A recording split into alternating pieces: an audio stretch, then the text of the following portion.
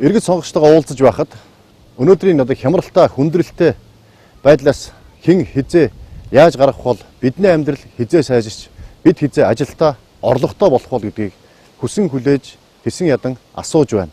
Монгол ардын намаас энэ удаагийн сонгуул дэвшүүлж байгаа эх орноо өрнөөс гаргах, иргэдээ ядуурлаас аврах, иргэдээ ажил орлоготой болох бодлого зорилтыг иргэд маш талархан хүлээж авч байна. Тухайлах юм бол эдийн засгийн бодлогын хүрээнд өнөөдөр хямралтай хүндрэлтэй энэ нөхцөл байдлыг даван туулъя. Энэ нөхцөл байдлаа үнэлт дүгнэлт хийж хямралыг давах онцгой арга хэмжээ авна гэж тусгасан ард иргэдэд таалагдж байна. Яа харахгүй бид хямралыг давах онцгой арга хэмжээ авч энэ хямрал хүндрэлийг зогсоож байж эдийн засгийн өсөлт ард иргэдэд ажилтаа орлоготой сайхан амьдрах боломжийг ярина. Ингийн тулд макро эдийн засгийн бодлогын хүрээнд ил тод хэмнэлттэй хариуцлагатай төсвийн бодлогыг хэрэгжүүлнэ. Зохистой хэмнэлттэй мөнгөний бодлого явуулна гэж тусгасан байгаа. Өнөөдрийн эрх баригчдын эдийн засгийн бодлогын алдаануудыг засч байж иргэдээ ажилтаа орлоготой болох асуудал яригдана.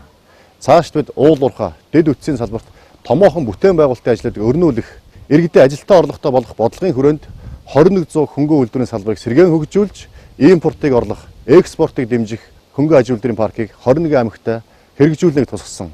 Өнөөдөр ард иргэдийн маань тунд ажилтаа орлоготой болох асуудал туйлын чухал байна.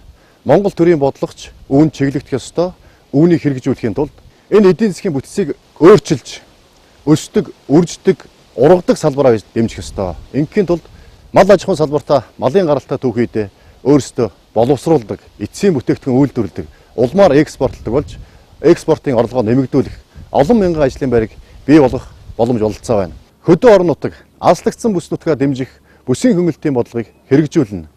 Малчдын итгэл найдварлсан Монгол мал хөтөлбөрийг эрчимжүүлж, малын гаралтай түүхийдийн үн цэнийг нэмэгдүүлнэ.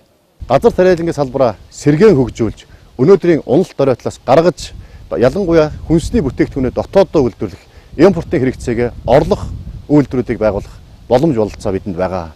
Энэ бүгдийг Монгол ардын нам мөрийн хөтөлбөртөө онцгойлон тусгасан байгаа.